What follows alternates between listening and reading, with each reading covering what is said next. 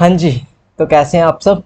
Hopefully आप सब अच्छे होंगे, उतनी ही अच्छी आपकी प्रिपरेशन भी चल रही होगी नीट 2024 की। तो हम इस सीरीज में लास्ट 30 ईयर के प्रीवियस ईयर क्वेश्चंस कर रहे हैं। कोई स्टूडेंट अगर नया है तो उसको पता लग जाए। 7 सेशंस ऑलरेडी हम कंप्लीट कर चुके हैं, उनकी वीडियोस चैनल पर आपको मिल जाएगी, वहां से जाके आप देख सकते हैं। ये हमारा 8th सेशन है। हर एक सेशन में हम 20 क्वेश्चंस को डिस्कस करते हैं और आउट ऑफ 20 आपका जो भी स्कोर रहता है वो आपको लास्ट में कमेंट करके बताना रहता है। ठीक है, हर एक क्वेश्चन के हर एक ऑप्शन को भी हम आपके साथ डिस्कस करते हुए चलते हैं, ताकि इसके रिगार्डिंग भी कोई क्वेश्चन पूछा जाए उसको भी आप अच्छे से जो है वो सॉल्व कर पाओ। बाकी इन सब की पीडीएफ्स आपको इस टेलीग्राम चैनल पर मिल जाती हैं, स्टडी स्किल सक्सेस नाम से है, इसको आप ज्वाइन कर लीजिएगा। ठीक है, सर्च कर लीजिएगा, आपको मिल जाएगा। 4K के अराउंड इसके सब्सक्राइबर्स है, किसी और को ज्वाइन मत कीजिएगा। ठीक है, चलिए नेक्स्ट बात करते हैं पहले क्वेश्चन की आज के। अतिरिक्त केंद्रकीय वंशागति होती है पैरामीशियम में किलर स्ट्रेन, वर्णांधता, फिनाइल कीटोन्यूरिया या फिर टेसेक बीमारी। जो अतिरिक्त केंद्रीय वंशागति होती है वो किस में होती है बताना है आपको।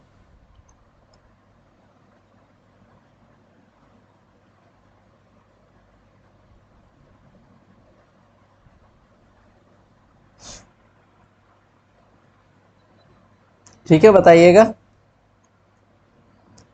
तो इसका राइट आंसर जो होगा वो होगा ऑप्शन नंबर ए, पैरामीशियम में किलर स्ट्रेन। पैरामीशियम में किलर स्ट्रेन जो है इसका बिल्कुल राइट आंसर हो जाएगा option number A. Option number A जो है बिल्कुल इसका राइट आंसर होगा। ठीक है, नेक्स्ट क्वेश्चन है, इनमें से किस जीव में पौधे तथा जंतु दोनों के गुण है। जीवाणु, युगलीना, माइकोप्लाज्मा या फिर पैरामीशियम। पौधे और जंतु दोनों के गुण है, कौन सा जीव है। 1995 में पूछा गया था।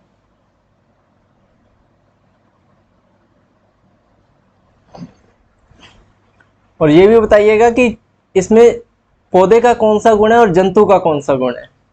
ठीक है, ये भी कमेंट कीजिएगा। ये तो सबको पता होगा कि किस जीव में पौधे तथा जंतु दोनों के गुण है, लेकिन ये भी आपको बताना है कि इसमें गुण तो दोनों है, पौधे का कौन सा गुण है और जंतु का कौन सा गुण है। तो राइट आंसर क्या होगा, युगलीना। युगलीना इसका राइट आंसर होगा। पौधे का तो इसमें गुण ये है कि इसमें क्लोरोफिल पाया जाता है, तो ये तो गुण हो गया पौधे का। और जंतु का गुण ये है कि ये फ्लैजिला द्वारा गति करता है, ये आपका हो गया इसका जंतु का गुण। जंतु का गुण कौन सा है कि ये फ्लैजिला द्वारा गति करता है, और पौधे का गुण है कि इसमें क्लोरोफिल पाया जाता है। तो युगलीना ऑप्शन नंबर बी इसका राइट आंसर हो जाएगा। नेक्स्ट है, प्रोटोजोआ में जो संकुचनशील रसधानी है वो मदद करती है किसमें। गति में, भोजन के पाचन में, जल के परासरण में या फिर प्रजनन में, बताइएगा।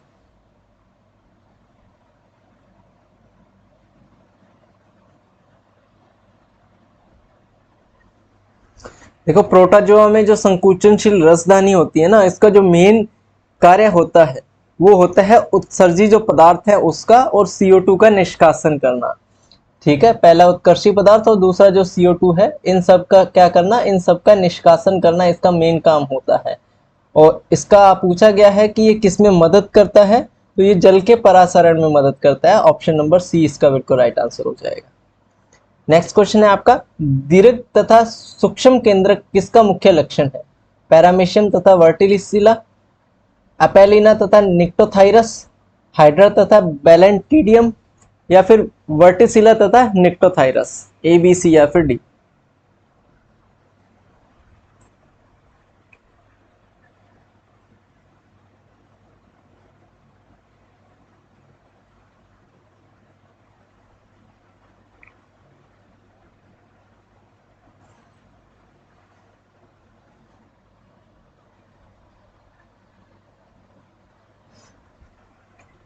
तो इसका राइट आंसर होगा आपका ऑप्शन नंबर ए, पैरामीशियम और वर्टिसिला। दीर्घ तथा सूक्ष्म केंद्र किसका मुख्य लक्षण है, तो पैरामीशियम और वर्टिसिला। क्यों, क्योंकि कुछ प्रोटोजोआ ऐसे होते हैं जैसे कि पैरामीशियम और वर्टिसिला होगा, इसमें 2 केंद्रक होते हैं। ठीक है, सबसे जो बड़ा केंद्रक होता है उसे हम क्या बोलते हैं, दीर्घ केंद्रक बोलते हैं। और दीर्घ केंद्रक की विशेषता यही है कि इसमें केंद्रक जो झिल्ली होती है, इसमें क्या होता है, इसमें जो केंद्रक झिल्ली होती है वो नहीं पाई जाती है। ठीक है, सबसे बड़ी। और ये ट्रोफोक्रोमेटिन के बने होते हैं। किसके, ट्रोफोक्रोमेटिन। ट्रोफोक्रोमेटिन के बने होते हैं ये। और इसके अलावा ये शरीर की जो उपापचय की क्रिया है ठीक है, पाचन की क्रिया है उसको नियंत्रित करती हैं, उसको नियंत्रण करते हैं। इसके अलावा ये तो हो गई छोटे दीर्घ की, इसमें केंद्रक झिल्ली नहीं होती और ट्रोफोक्रोमेटिन की बने होते हैं। इसके बाद आ गया आपका सूक्ष्म, ये एक सेपरेट केंद्रक झिल्ली से घिरा रहता है, ठीक है। और जंतुओं में जो प्रजनन की क्रिया होती है, किसकी प्रजनन की जो क्रिया होती है उसको ये नियंत्रण करता है, नियंत्रित करता है। ये उपापचयी क्रिया को नियंत्रण करता है और ये प्रजनन की क्रिया को नियंत्रण करता है। इसमें केंद्रक झिल्ली नहीं होती और इसमें केंद्रक झिल्ली पाई जाती है। पैरामीशिया और वर्टिसिला इसके प्रमुख उदाहरण है। अमीबा में उत्सर्जन किसके द्वारा होता है? लोबोपोडिया, यूरोड भाग, प्लाज्मा झिल्ली या फिर संकुचनशील रसधानी?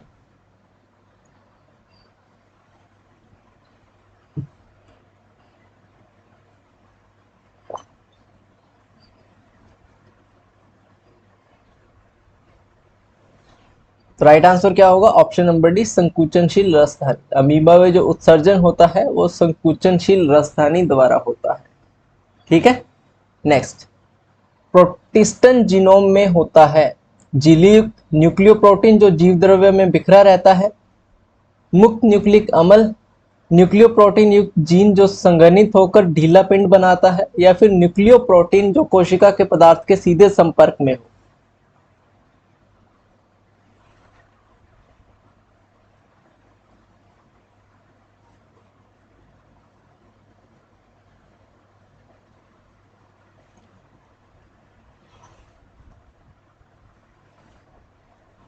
सबसे पहले अगर हम बात करें प्रोटिस्टोन की, तो ये सुकेंद्रिकीय जीव है। क्या है? एक सुकेंद्रिकीय जीव है ये। कौन? प्रोटिस्टन। और इसका जो अनुवांशिक पदार्थ होता है वो आपका केंद्रक, ये केंद्रक है उसके अंदर होता है।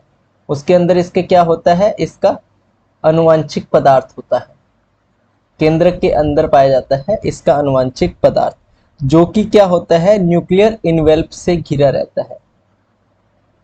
न्यूक्लियर इनवेल्प होता है ना, न्यूक्लियर इनवेल्प, इससे क्या होता है? इससे वो घिरा रहता है। कौन? अनुवांशिक पदार्थ। और इसके डीएनए में जो है वो हिस्टोन प्रोटीन पाए जाते हैं। और इसका जो अनुवांशिक पदार्थ है ना डीएनए, इसके अंदर क्या पाया जाता है? हिस्टोन प्रोटीन पाया जाता है, हिस्टोन प्रोटीन पाया जाता है। झिल्ली न्यूक्लियो प्रोटीन जो जीव द्रव्य में बिखरा रहता है। ऑप्शन नंबर ए इसका बिल्कुल राइट आंसर हो जाएगा। नेक्स्ट, एंट अमीबा कोलाई से क्या होता है? पायरिया, डायरिया, अतिसार या फिर इनमें से कोई नहीं? एंट अमीबा कोलाई से क्या होता है?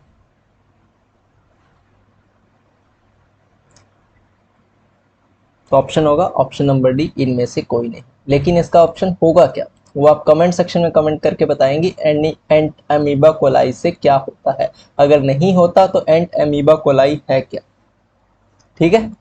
कमेंट सेक्शन में कमेंट करके बताएंगे और जरूर बताएंगे।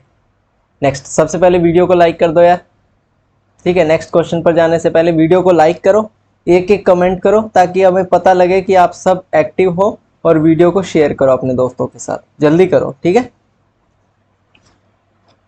कर देना यार, विश्वास पर आगे बढ़ रहा हूं मैं। नेक्स्ट है, प्रोटिस्ट अपना भोजन किस रूप में ग्रहण करता है? प्रकाश संश्लेषी, सहजीवी और प्राणी समभोजी, प्रकाश संश्लेषी, रसायन संश्लेषी या फिर प्राणी समभोजी?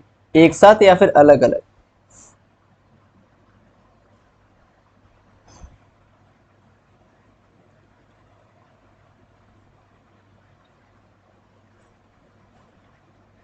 मुख्य तो ये विषम पोषी होता है, जो मेन होता है ना इसमें, वो तो मुख्य पोषी होता है, मेन मुख्य पोषी के रूप में ग्रहण करता है। लेकिन इसमें क्या है, अलग अलग विधियां हैं, अलग अलग विधियां हैं तो ये सारी हो जाएगी। प्रकाश संश्लेषी भी होती है, सहजीवी भी होती है और प्राणी संभोजी भी होती है, तीनों होती हैं। तो ऑप्शन नंबर ए इसका बिल्कुल राइट आंसर। नेक्स्ट है, अगर सभी तालाबों गद्दे गंदे गड्ढों को नष्ट कर दिया जाए तो कौन सा जीव नष्ट हो जाएगा? लेशमानिया, ट्रिपेनोसोमा, एस्केरिस या फिर प्लाज्मोडियम? देखो, सभी जो गंदे तालाब हैं या फिर गंदे गड्ढे हैं, इन सब में क्या होते हैं? इन सब में होते हैं मच्छर। और मच्छर से कौन सा रोग होता है या फिर मच्छर के लिए कौन सा जीव होता है, वो आप पता लगा लीजिए, आपको आपका ऑप्शन मिल जाएगा।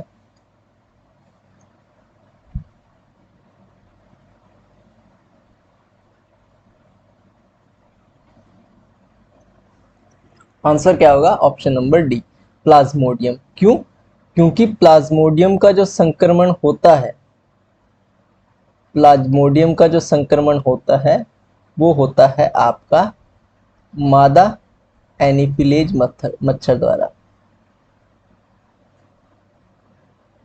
एनीफिलीज मच्छर द्वारा, मच्छर। ठीक है, अरे समझ लो यार, मच्छर लिखा है। ठीक है। प्लाज्मोडियम का जो संक्रमण होता है वो मादा एनीफिलीज मच्छर द्वारा होता है। इसी वजह से अगर सभी तालाबों, गंदे गड्ढों को गंदे गड्ढों को नष्ट कर दिया जाए तो प्लाज्मोडियम जो है वो समाप्त हो जाएगा। नेक्स्ट, मानव में प्लाज्मोडियम की साइजोंट अवस्था किस कोशिका में पाई जाती है? एक ही साल में प्लाज्मोडियम के रिगार्डिंग दो क्वेश्चन पूछे गए। मानव में प्लाज्मोडियम की साइजोंट अवस्था किस कोशिका में पाई जाती है? लाल रक्त कण, यकृत कोशिका, लाल रक्त कण तथा यकृत कोशिका, फिर लाल रक्त कण, यकृत कोशिका या फिर प्लीहा कोशिका। आपको ये नहीं लगता कि यार हम 90s के ईयर्स में होते तो यार ऐसे चुटकियों में एग्जाम पेपर पास कर देते? ऐसा नहीं लगता? लगता है ना? अगर लगता है तो गलत लगता है। क्यों? क्योंकि अभी जो आपके पास सोर्सेज है ना, वो उस टाइम सोर्सेज नहीं थे यार। बुक्स भी अवेलेबल नहीं थी उस टाइम पढ़ने के लिए। 90s का सेशन था ये, तो उस टाइम पे ये क्वेश्चंस बहुत हाई थे, बहुत हाई लेवल क्वेश्चंस थे उस टाइम पे। अभी आपके पास ढेरों सोर्सेज है, हजारों सोर्सेज है, हजारों बुक्स है, कहीं से भी आप पढ़ सकते हो, तो हमें ईजी लगता है। अब हमारे टाइम में जो क्वेश्चन पूछे जाते हैं ना, अगर वही क्वेश्चन 10 साल बाद पूछे जाएंगे ना, तो उनको भी यही लगेगा कि यार 20s के सेशन में, 23 22 के सेशंस में अगर हम होते तो इजीली जो है वो हम एमबीबीएस क्रॉस कर चुके होते। ठीक है, इसका राइट ऑप्शन क्या होगा? ऑप्शन नंबर सी, लाल रक्त कण तथा यकृत कोशिका। नेक्स्ट, प्लाज्मोडियम वाइवेक्स मलेरिया परजीवी के जीवन चक्र का वह भाग जो मादा एनीफीज में होता है उसे क्या कहते हैं? लैंगिक जीवन चक्र, पूर्ण रक्त साइजोगनी, बाह्य रक्त साइजोगनी, या फिर पश्च लाल रक्त कण साइजोगनी।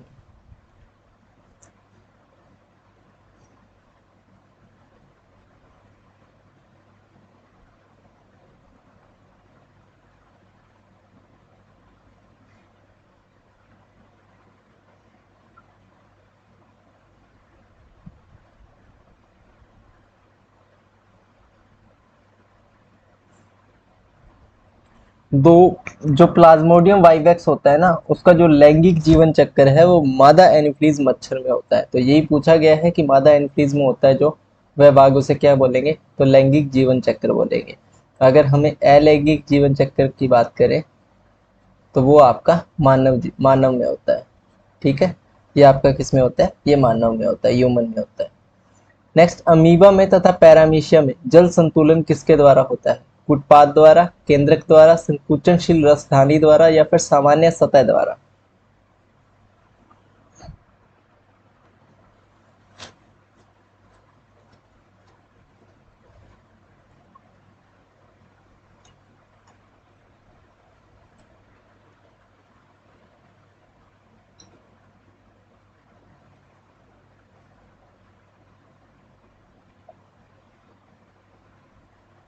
तो ये जो होता है आपका संकुचनशील रसधानी द्वारा। अमीबा तथा पैरामीशिया जो होते हैं दोनों, वो संकुचनशील रसधानी द्वारा ही जल संतुलन का कार्य करती हैं। ठीक है, और इस पूरी अवस्था को हम क्या बोलेंगे? इस पूरी अवस्था को हम बोलेंगे परासरण नियमन। परासरण नियमन, यानी कि अगर परिभाषा देनी हो तो हम ये बोलेंगे कि अमीबा में तथा पैरामीशियम में संकुचनशील रसधानी द्वारा ही जल संतुलन होता है, और इस पूरी अवस्था को हम परासरण नियमन कहते हैं। नेक्स्ट, अफ्रीकन निद्रा बीमारी किसके कारण होती है? सीसी मक्खी द्वारा छोड़े गए प्लाज्मोडियम वाइवेक्स के कारण, बेड बैग द्वारा छोड़े गए ट्रिपेनासोमा लिवसी के कारण, ग्लोसिना पलपालिस द्वारा छोड़े गए ट्रिपोनासोमा गैम्बियंस के कारण, या फिर घर की मक्खी द्वारा छोड़े गए एंट अमीबा जिंजेवेलिस के कारण।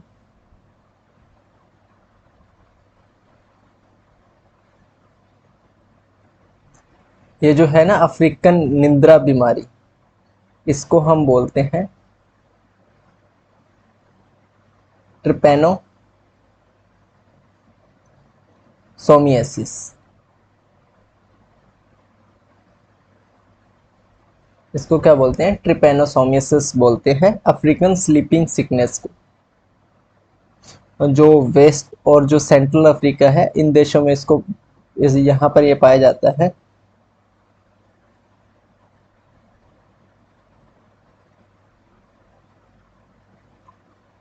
ठीक है, किसके कारण होती है? तो ऑप्शन नंबर आपका सी इसका राइट आंसर होगा।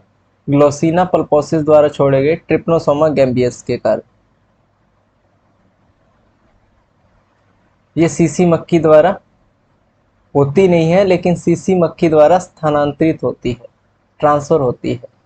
ठीक है, सीसी मक्खी द्वारा क्या होती है? ये ट्रांसफर होती है, स्थानांतरित होती है।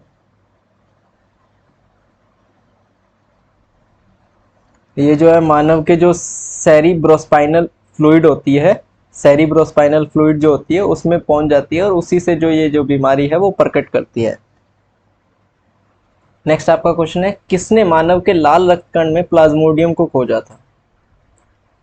रोनाल्ड रॉस, मेंडल, लेवरन या फिर स्टीफेंस? मेंडल को तो आप छोड़ ही दीजिए, ये तो बच्चे बच्चे को पता होगा। राइट ऑप्शन क्या होगा? ऑप्शन नंबर सी, लेवरन। लेवरन ने खोजा था मानव के लाल रक्त कण में प्लाज्मोडियम को। मैलिग्नेंट टर्शियन मलेरिया परजीवी का वैज्ञानिक नाम है, मतलब किस मलेरिया परजीवी का वैज्ञानिक नाम है? प्लाज्मो मतलब मैलिग्नेंट टर्शियन मलेरिया परजीवी का वैज्ञानिक नाम क्या है? Plasmodium falciparum, plasmodium vivax, plasmodium ovale या फिर प्लाज्मोडियम मलेरी?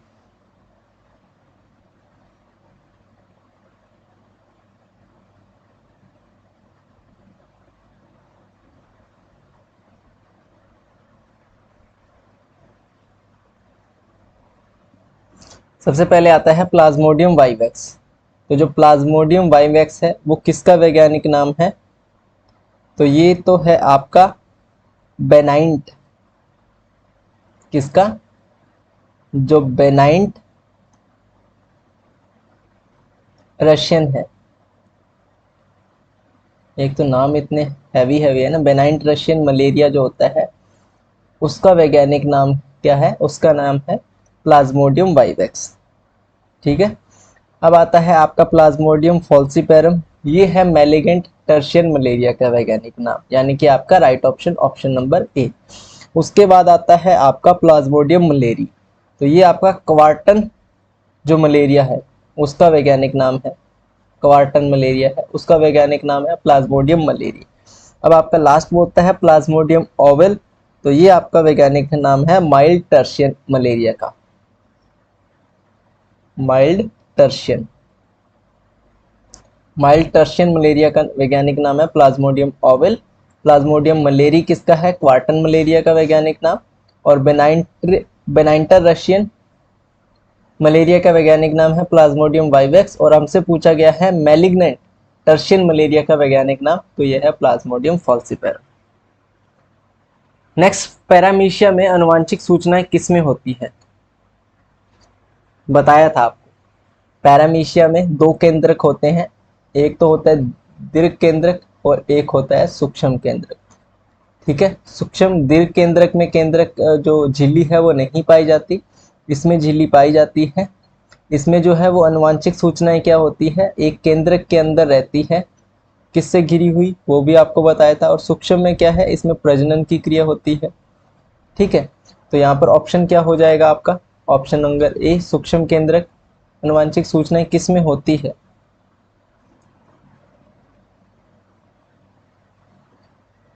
एक मिनट रुकिएगा।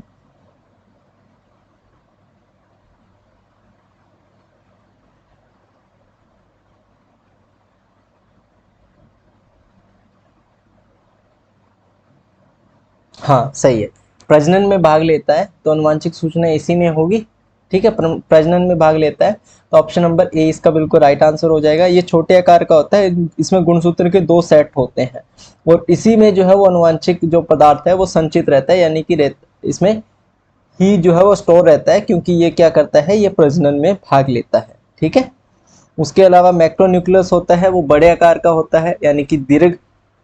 इसमें गुणसूत्र के कई सेट होते हैं, लेकिन ये पैरामीशियम के कायिक कार्यों को नियंत्रित करता है। कौन से कार्यों को? कायिक कार्यों को। ठीक है, इसमें कोशिका झिल्ली नहीं होती है, इसमें होती है। नेक्स्ट, प्रोटिस्टा में आते हैं विषमपोषी, रसायन विषमपोषी, सबपोषी या फिर सभी। प्रोटिस्टा में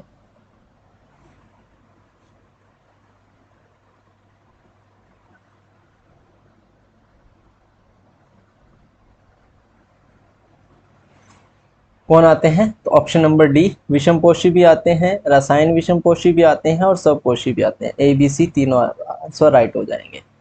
नेक्स्ट आपका है ट्रिपैनोसोमा। इसके बारे में क्या सत्य है? बहुरूपी, एक कोशीय, विकल्पी परजीवी या फिर रोगजनक नहीं है। ट्रिपनोसोमा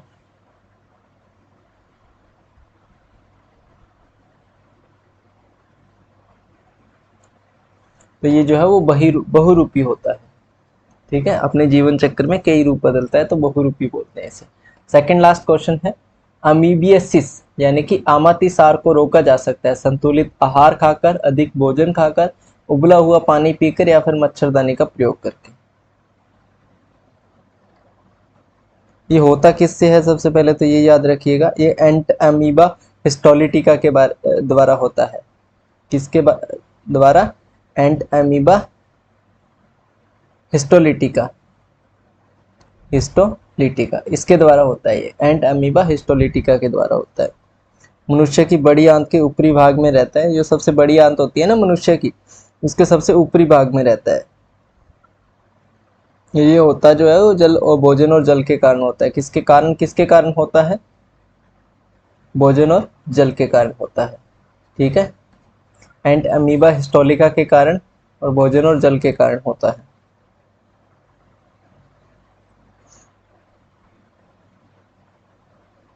तो इसका राइट आंसर क्या होगा? ऑप्शन नंबर ए, संतुलित आहार खाकर इसे जो है वो रोका जा सकता है। नेक्स्ट आपका है प्लाज्मोडियम यानी कि मलेरिया परजीवी किस वर्ग में आता है?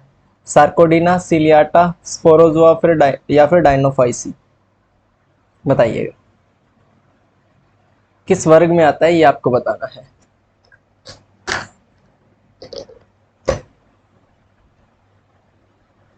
तो आपका ऑप्शन नंबर सी इसका बिल्कुल राइट आंसर हो जाएगा, स्पोरोजोआ। ये स्पोरोजोआ में आता है। Option number C is the right answer. ठीक है, तो ये था आज का सेशन। होपफुली आज के 20 क्वेश्चंस आपको अच्छे से समझ आए होंगे। किसी में भी डाउट है तो आप कमेंट सेक्शन में कमेंट करके पूछ लीजिएगा। आउट ऑफ 20 आपका स्कोर क्या रहा वो आपको कमेंट करके बताना है, तो जल्दी से कमेंट कर दीजिए। सेशन खत्म होने के बाद कमेंट करना है, वरना ये कमेंट आपके सेशन के साथ ही चले जाएंगे। ठीक है, चलिए खत्म करते हैं आज के सेशन को। होपफुली सेशन अच्छा लगा। अगर अच्छा लगा तो वीडियो को लाइक और चैनल को सब्सक्राइब जरूर कीजिएगा। बाकी मिलते हैं नेक्स्ट वीडियो में, तब तक के लिए good luck and have a nice day.